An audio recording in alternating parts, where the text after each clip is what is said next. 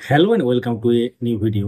SSC 26,000 চাকরি বাতিলের পর বিভিন্ন ধরনের আপডেট সামনে এসেছে, যেগুলো আমরা ক্রমাগত শেয়ার করে চলেছি। পুরো প্যানেলটি বাতিল হয়ে গেছে এবং তারপর যে টেন্টেড এবং নন টেন্টেড ক্যান্ডিডেট বলুন, সবার ক্ষেত্রে কিন্তু চাকরি বাতিল হয়ে গেছে। তো এই মুহূর্তে একটি গুরুত্বপূর্ণ খবর আসছে, সেটা হচ্ছে আপনারা ইতিমধ্যে অবগত আছেন যে মধ্যশিক্ষা পর্ষদের তরফ থেকে মহামান্য সুপ্রিম কোর্টে অ্যাপিল করা হয়েছিল বা আবেদন জানানো হয়েছিল, এবং সেখানে অ্যাপিলে কি লেখা ছিল সেটা সকালে আমরা ভিডিওতে জানিয়েছি। এবং সেই অ্যাপিলের আপডেট কি এলো, অর্থাৎ সেখানে যে অ্যাপিল করা হলো, অনারেবল চিফ জাস্টিস এটা নিয়ে কি বললেন, তার তিনি কি মন্তব্য করলেন, তাহলে কি চাকরি ফিরে পেতে চলেছে অনেকেই? তো বিস্তারিত ব্যাপারটা হতে চলেছে। অবশ্যই সঙ্গে থাকুন, চ্যানেলটিকে সাবস্ক্রাইব করে এবং পাশে থাকা বেল আইকন প্রেস করে অল করে দেবেন, তাহলে ইম্পর্টেন্ট যে আপডেটগুলো সেগুলো মিস করবেন না। যারা সোশ্যাল মিডিয়াতে দেখছেন আমাদের এই পেজটিকে ফলো করতে ভুলবেন না। ভিডিওটি লাইক করে রাখুন এবং দেখার পর শেয়ার করে দেবেন। শুরু করা যাক। তো শিক্ষা ব্যবস্থার জন্য একটা বড় ধাক্কা এই ব্যাপারটা, কিন্তু রাজ্য সরকার হাল ছাড়েনি। তারা এই রায় পুনর্বিবেচনার জন্য সুপ্রিম কোর্টে আবেদন জানিয়েছে। রাজ্যের আইনজীবী প্রধান বিচারপতি মাননীয় সঞ্জীব খান্নার বেঞ্চে বলেছেন, এই রায় কার্যকর করতে গেলে প্রশাসনিক অনেক সমস্যা হচ্ছে, তাই তারা জরুরি ভিত্তিতে শুনানির আবেদন জানিয়েছেন। আর সেই শুনানি চাইছেন আগামীকাল অর্থাৎ বুধবারের জন্য।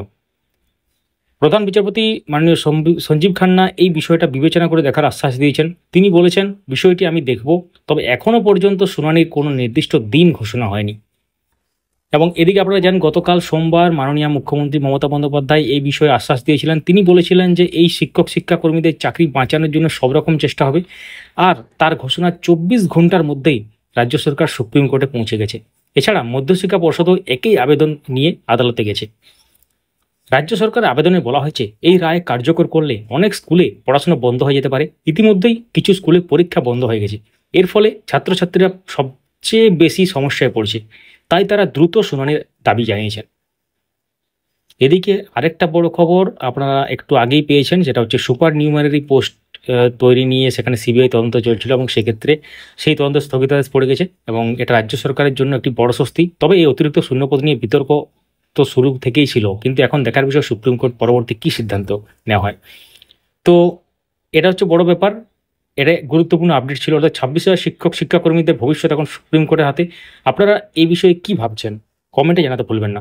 আর এই খবর যদি আপনাদের কাছে গুরুত্বপূর্ণ বলে মনে হয়, তাহলে ভিডিওটা লাইক করুন, শেয়ার করুন, আর চ্যানেলটা সাবস্ক্রাইব করতে ভুলবেন না। বেল আইকনটাও প্রেস করে দিন, যাতে নতুন ভিডিও নোটিফিকেশন পেয়ে যান। আবার দেখা হবে পরবর্তী আপডেট নিয়ে যখন আমরা আসবো। ভালো থাকুন, সুস্থ থাকুন। Thank you so much for watching.